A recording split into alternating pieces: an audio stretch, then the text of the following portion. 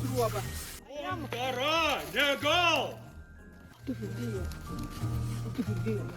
O, vaidens. Kara, ne gal! Jis geras, nu tikras. Mes nesuprantam. Padėkit ginklus į šalį. Juk ne gal, a tavo į. Dėk nuėti, nusipirkti to neglėlį. Nu, bet čia jau, jau čia vėl jau nusikirsim, kas atsėti. Tai ir atsitiks tą eglėlį, vaizdyk, dabar į mažą, o paskiau bus dėdė. Tai dabar po tam mažą eglėlį, žinok, gal į zoikis jau pasislėpti. Dabar tokį dailis, lyglė trončiai. Man užauksi dėdėlė eglė ir bus tekris miškas. Nu, O bet jeigu dabar jūs atėjot šitą trys, sakys, man reik veinos, šitą kitą reikės dar veinos, jau žiūrėk, visą aikštį paleik. O kur miškas? nusigėdom, nu, kur nusigėdom. Na, aišku, yra, taip sakoma, jeigu tu turi savą asmeninį mišką, tai savo asmeniniam miškė vieną eglėlį gali nusikirsti parsinešimai, bet dabar tai valstybinį mišką.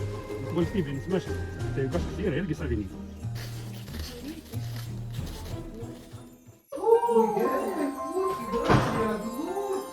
Tai nereikėjo nei mišką eiti buvo. Pasiruoti parduotuvę pardavinėti. Nu, ir neeksportom, lakstėm, tai nepavyko. Ai, nós dar uma para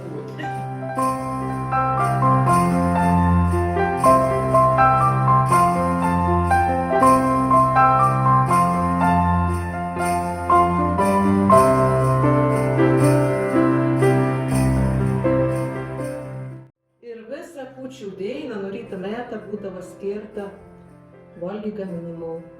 Reikėdavo paruošti 12 pateikalų, namų tvarkymo, švarinimo, viskas turėdavo būti nuvalyta, palongės, longa, grindys, lobas, viskas turėdavo būti išvalyta. Bet į patys žmonės, kad jis susėsdavo prie stalo, irgi turėdavo būti švaria atsiprausę, gali apsirengti.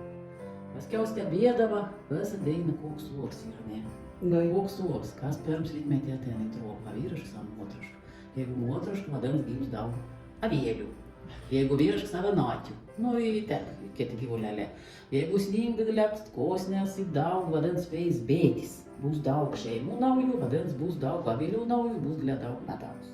Da prisiminiau, kad vidurnaktį gyvulėlė pradeda rukautis, bet didelė blogženklis ir ams išdėjęs jų. O šolien beveik nieks neturi, mane. Artėjęs jų bėgti bundo, o senovė šolinė bundo 12 dienų patardavo vynų. Paprasti tu šulinį. Kokį šolinį? Kiek kainuoja? Kiek šolinį? Pasisimtume vėdrą, ne? Mažiausia vėdra.